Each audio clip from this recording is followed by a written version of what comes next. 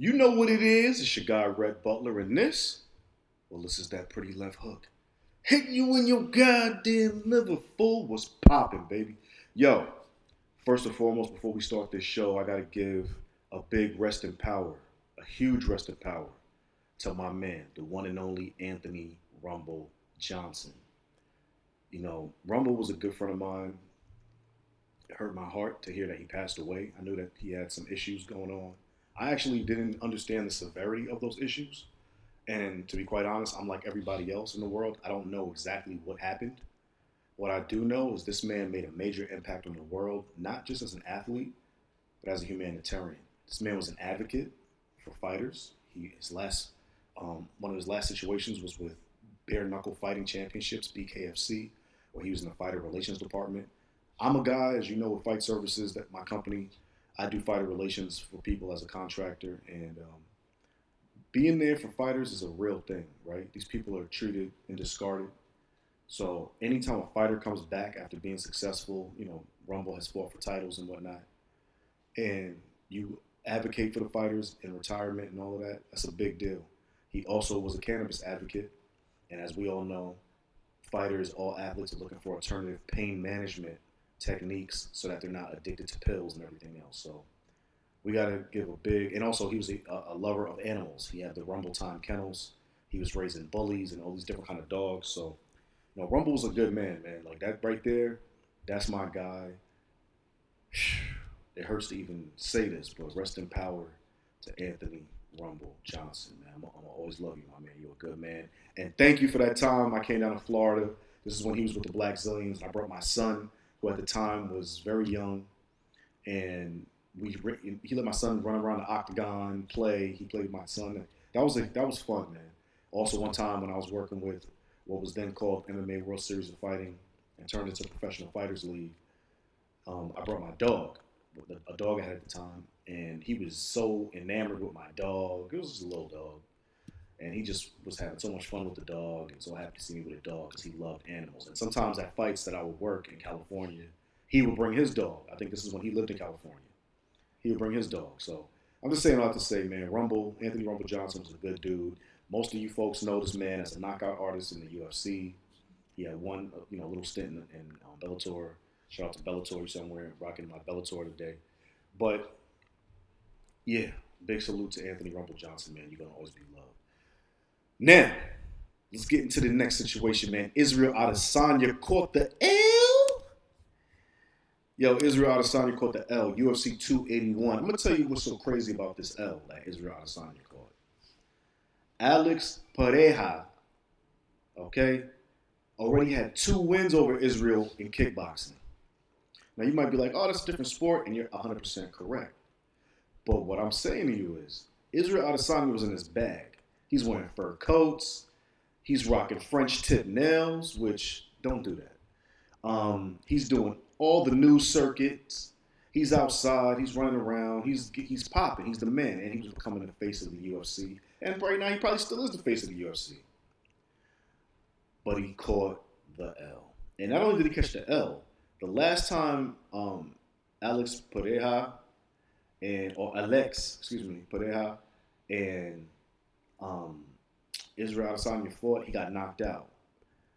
This time he got knocked out. He got knocked out in the 5th round. 5th round. Caught a pretty left hook. You feel me? He caught the pretty left hook.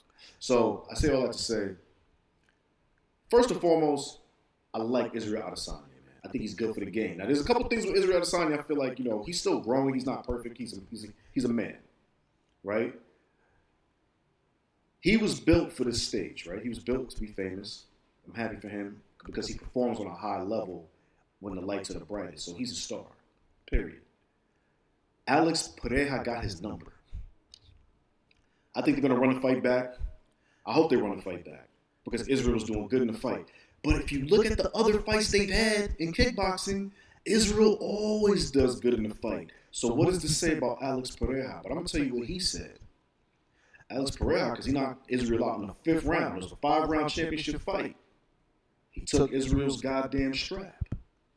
But what he said was, he looked at his corner. His corner happens to be former light heavyweight champion Glover Teixeira. And he said to Glover, yo, what do I have to do to win? He said, yo, you losing right now in the cards. You got to get a knockout to win. He said, I got to get a knockout. He said, yo, you got to get a knockout. Alex Pereira said as soon as he realized he had to get a knockout, he figured a way to get the knockout. You understand what I'm saying? And that is what makes this guy special. Because Israel Adesanya is 100% finesse. He's nice. He got a dope. He looks awesome fighting. We like watching this guy fight. Nobody's going to take that away from Israel Adesanya, whether he can beat this guy or not beat this guy, which after now losing to the guy 3 times in 2 sports, I'm going to tend to say he got your number. But Alex Pereira has what a lot of fighters want and need, especially when they're in the danger zone, what I call the danger zone, which is getting your ass whooped for 4 rounds like he was. He has no quit in him. They call it the dog. He got the dog in him.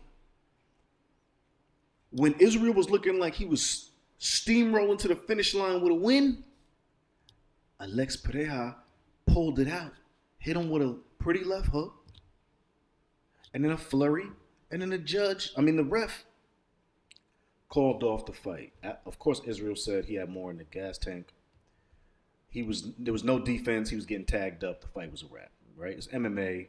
Everybody's concerned about CTE and concussions. You know what it is, baby. You know what it is, baby. Ain't nobody hating on you. And you're sold out Madison Square Garden, and you know they want that check. Ain't nobody trying to mess up with no good-ass fight. But Alex Pereira has officially arrived on the UFC scene. I think this fool only had like 7 fights, 5 fights in the UFC. Something of that nature. I'm doing my research right now. Hold on. Don't rush me. Israel Adesanya was his 8th fight in the UFC, homie. His 8th. You understand what I'm saying to you? So this guy fast-tracked his way to a title shot because obviously they had prior situations where he beat Israel Adesanya and then he beat him. Israel was chasing Anderson Silva's middleweight title defense run, but he didn't meet the grade. Anderson's still a middleweight GOAT. Israel, the world loves you. You a star. You say the craziest stuff. You knock fools out. You have a beautiful style. Pause. But at the end of the day, Alex Pereira got that dog in him. Yo, somebody play a time dog. Yo, you don't want to mess with me, man. Y'all don't want to mess with me, man. My music knowledge is ridiculous, fool. Yo, Israel Adesanya will bounce back. Will he beat Alex Pereira? I'm gonna keep it a stack with you. I don't think so. He got his number. I went on the Up on Game radio show with LeVar, TJ, and Plex, and I said he got his number. I did say that I thought that it was gonna be Israel Adesanya's night. It's Israel time, and I think in Israel's mind it is Israel time. This is something in Alex Pereira. Fool got it, man. Some guys got it. This guy's a straight outlier, by the way. Nobody's talking about this guy. That might have been what propelled him, right? So I say that to say the following. In MMA, unlike boxing, and even in boxing, of course, but in MMA, unlike boxing, your run can be very short or at least feel short.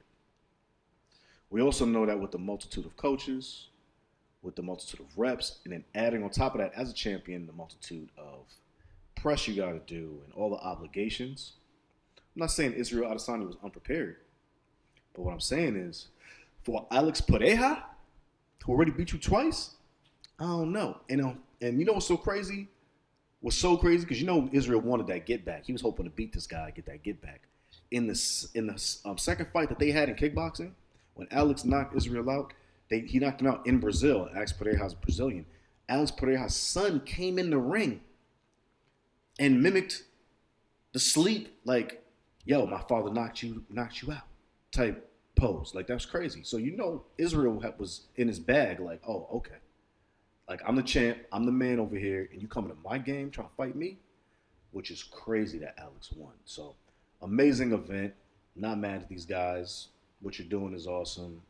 Alex Pereira, yo, welcome to the big show, baby. You outside. He's outside. Now, Dana White said he's going to try to rematch these guys. I want to see that fight. like I said, it went 5 rounds and he got knocked out, meaning Israel. But it was a good fight. It's a good fight. For Israel's sake, if he fights him again and loses, you know, the fans are fickle beasts, my man. They see you lose twice to the same guy.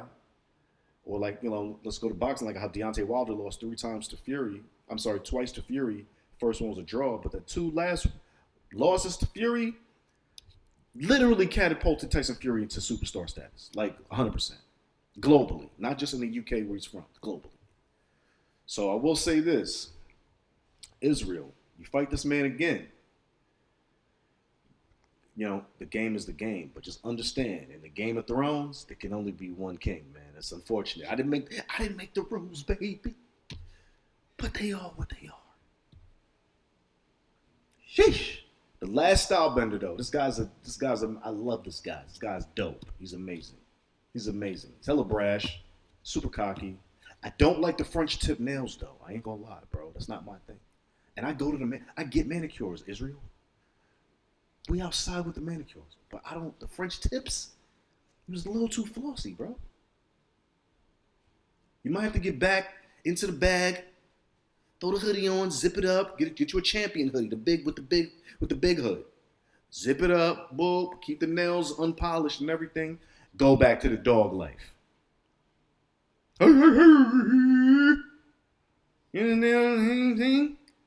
Because the French tips, the fur coats, you're starting to go out like McGregor. Respectfully, remember McGregor wore the polar bear coat when he fought Floyd? That was for a bigger bag, though.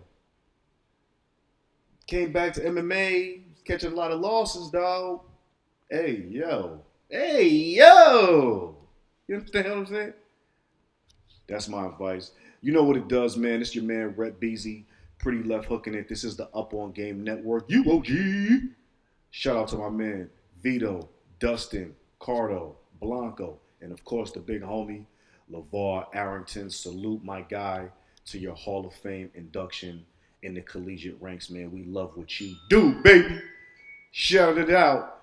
Listen, catch us all day, every day at Pritty Left Hook on the IG, at Pritty Left Hook on Twitter, and of course my personals at Rhett E. Butler. For those who's dyslexic, that's RHETTE Butler on the IG, on the Twitter. You know what I mean? Hey, yo, we outside. Keep watching. Up On Gaming it. Pritty Left Hooking it. And you know what? You don't know shit about boxing or MMA either. Ha! No French tips. Peace.